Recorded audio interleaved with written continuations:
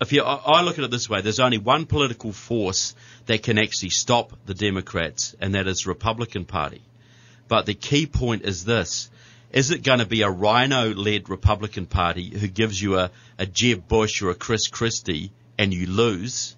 Or is it going to be an insurgent Tea Party type Republican Party who gives you a candidate, say, like Ted Cruz, and you have a chance of winning? If you could have your way, what does the 2016 ticket look like? Well, look, to win that next election, you need every element of the old Reagan base. You need the libertarians, you need the social conservatives, the defence conservatives, the fiscal conservatives, the energy voters. You need the 2 million Republicans who stayed home last time, and you also need those 4 to 6 million evangelical Christians who don't vote. You need them all, because you've got vote fraud to contend with, you've got the media against you, so you need every element of it. But a lot of those elements don't like each other very much. They don't want to unify. So how do you do that? Well, the one thing they have in common is they all want something. They're all motivated by something, whether it's the Federal Reserve or energy or a stronger foreign policy or education or gun rights or whatever. So what I would do if I was a man like Ted Cruz, I'd be going to all these groups now, getting that coalition together early, and I'd be promising them all something. I'd say to them, you vote for me this time, get on board my ticket. First thing I'll do, I'll make a man like Alan West my VP, early. Then I'll go to the Libertarians and say, look, you vote for me this time, guys, and I will make Rand Paul Secretary of the Treasury, and he can do what he damn well wants to the Federal Reserve and the IRS, carte blanche. Rand Paul or Ron Paul? Rand Paul. Then I'd go to the energy voters. You vote for me this time. Sarah Palin is Secretary of Energy. Drill, baby, drill. Drill in your backyard if you want to. Just open it up. Scott Walker, Secretary of Labour. Right to work all over. Herman Cain, Secretary of Commerce. Open up the economy. Get rid of the regulations. John Bolton, Secretary of State. Sick 'em on the enemies of this country. Ambassador to the United Nations. Nobody. I love it. Nobody. I love it. Then you go, Secretary of Health and Human Services, Dr. Ben Carson. He knows what to do. Attorney General, Mark Levin, with Shane Krauser as his deputy. There you go. There you go. And you go right through, you get a whole coalition together. Now, would that unify the base? Would that enthuse people? Because everybody's getting something. Everybody has got someone to inspire them.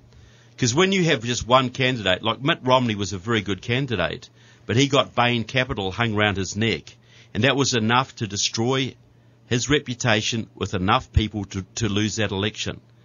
Sarah Palin could have won that election for John McCain in 2008 if he let her go, but he didn't. But if you put all your eggs in one basket, you risk a loss.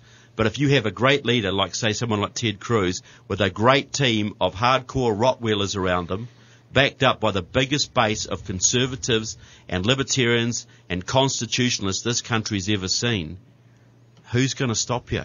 Right. Who's going to stand in your way? Well, the tent is big enough for all of these people. If you read the Republican Party platform, the tent is big enough for all of these folks. Now, is everyone going to get their ideal candidate as we move along? Of course not. If you were looking for your ideal candidate and expected him to show up at the next election, none of us would ever vote. We always have disagreements with individuals and some of their policies. But the issue is, does that individual that we're looking at and scrutinizing, does he bring us closer to the ideal than the opponent? That's got to be the analysis that we undertake, because if we're looking for that perfect guy, he doesn't exist. No, it doesn't. But you've also, look, why not spread your risk? Why not have a whole team? Because some people might not be enthused by Ted Cruz, but they might love Sarah Palin, and they might want her to be Secretary of Energy and free up this country. There's a whole lot of Democrats out there who want their kids to have jobs. And if they could get the Keystone Pipeline and open up all the massive oil reserves you have in your country and get the price of gas back down to $1 a gallon, they would vote for you. And I'll tell you who else you need to get those Christians who don't want to be involved in politics but love the education of their children.